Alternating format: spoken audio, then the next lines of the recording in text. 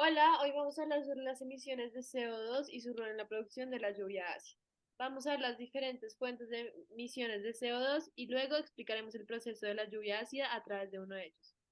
Para empezar, uno de los elementos que más produce CO2 es el hogar. En sí, el sector residencial produce el 6% de las emisiones. Sin embargo, dentro de ellas hay diferentes elementos que producen una gran cantidad de CO2. La generación de electricidad produce 25% de las emisiones. Entre estas está la estufa, la secadora o la lavadora. También se puede producir en el hogar a través de las plantas que hay, con sus procesos naturales, las fogatas que se prenden, o los simples seres humanos que viven ahí, así sea respirando con sus procesos naturales o haciendo otras actividades como fumando. Eh, Asimismo, otro sector es el sector de la industria. Este genera 21% de las emisiones de dióxido de carbono. Como pueden ver acá hay humo y algunas partículas de dióxido de carbono saliendo de la fábrica.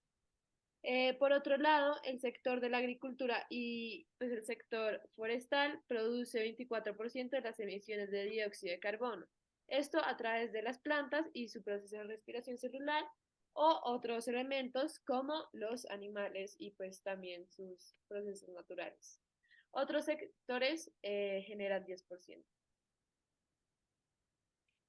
Por último, el transporte produce 14% de las emisiones de dióxido de carbono. Para entender mejor esta cifra, vamos a profundizar en este proceso. Aquí podemos ver la gasolina compuesta por 2 moléculas de isooctano y 25 moléculas de oxígeno. Cuando la gasolina se echa en el carro, gracias al calor, se genera una reacción de combustión y se producen las 16 moléculas de dióxido de carbono y 18 moléculas de agua que vemos aquí. Para entender mejor cómo sucede esto, podemos ver el proceso en el motor. Cuando la válvula se abre, el aire junto con el combustible pasa de un área de mayor concentración al cilindro que tiene menor concentración. Esto se conoce como difusión.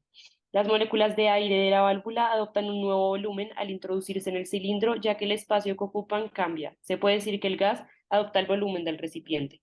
Luego, la válvula de admisión se cierra y la mezcla de aire y combustible es comprimida por un pistón. Esto se llama compresión.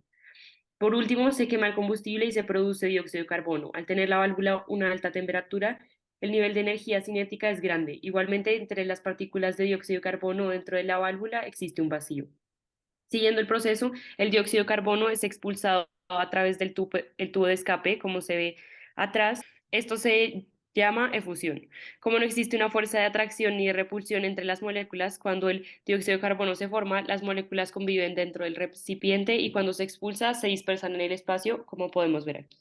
Aunque en estas representaciones microscópicas no se vea, las partículas de dióxido de carbono están en constante movimiento. Al dispersarse, las moléculas de dióxido de carbono reaccionan con el vapor de agua de la atmósfera y producen el ácido carbónico, como es mostrado en esta molécula.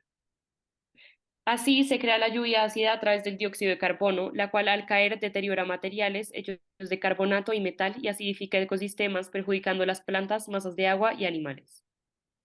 Gracias.